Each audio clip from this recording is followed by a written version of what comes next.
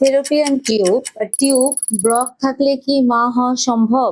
হিস্টেরোসালপিঙ্গোগ্রাম report আসলো হাতে এবং দেখা গেল যে টিউব ব্লক আছে বা স্পাইট নিচে থেকে একদম মাটি সরে গেল, তাহলে কি আমার আর মা হওয়া হবে না? সেই সম্বন্ধে আমরা বলতে চাই টিউব ব্লক মানেই কি এক বাচ্চা আসবে না, বাচ্চা হওয়া সম্ভব না, মা হতে পারবো না? আমি ডক্টর ফারহানা রহমান, গাইনি ও প্রসূতি রোগ বিশেষজ্ঞ। প্রথমে আমরা বলতে চাই যে ফেলোপিয়ান টিউবের আসলে কাজটা কি। আমাদের যাদের রেগুলার সাইকেল আছে, রেগুলার পিরিয়ড যাদের হয়, তাদের প্রতি মাসে ডিম্বাশয় থেকে একটা ডিম্বাণু বের হয় এবং সেই ডিম্বাণুটা বের হয়ে সেটা টিউবে অপেক্ষা করতে থাকে এবং সেই সময় শুক্রাণুটা আস্তে আস্তে সেই ডিম্বাণু কাছে যায় এবং শুক্রাণু ডিম্বাণু মিলিত হয় একটা ভ্রূণ তৈরি হয় এবং সেই ভ্রূণটা তখন টিউব থেকে আস্তে আস্তে জরায়ুতে আসতে থাকে। এখন এটা হচ্ছে আমাদের নর্মাল টিউবের কাজ, মানে টিউবে হচ্ছে বাচ্চাটা আসে।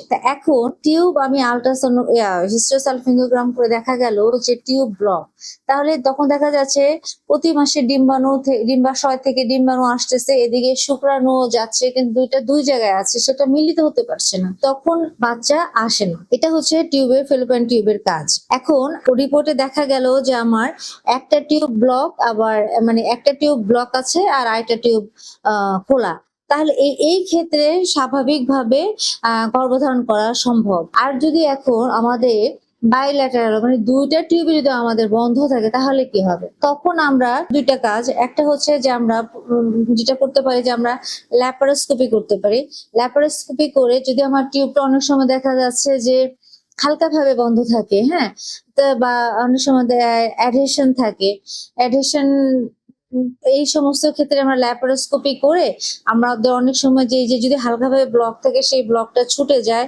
আর অ্যাডহেশন মনে হচ্ছে বিভিন্ন জড়াতে বিভিন্ন জিনিসটা আঠালো, মানে একটার সাথে স্ট্রাকচার লেগে থাকে, তো সেই অ্যাডহেশন বলে। সব একদম আঠালো ভাবে সবকিছু একদম লেগে থাকে, সেই জিনিসটা ল্যাপারোস্কোপের মাধ্যমে সেটাকে আমরা ছাড়াই দেই আর হচ্ছে টিউবটাকে আমরা খুলে দিতে পারি এবং যদি ভাগ্য ভালো থাকে তাহলে আমাদের বাচ্চা চলে আসতে পারে।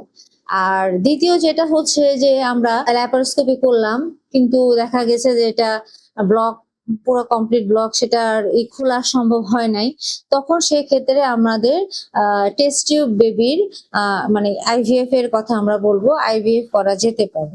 এই ক্ষেত্রেও আমাদের গর্ভধারণ সম্ভব।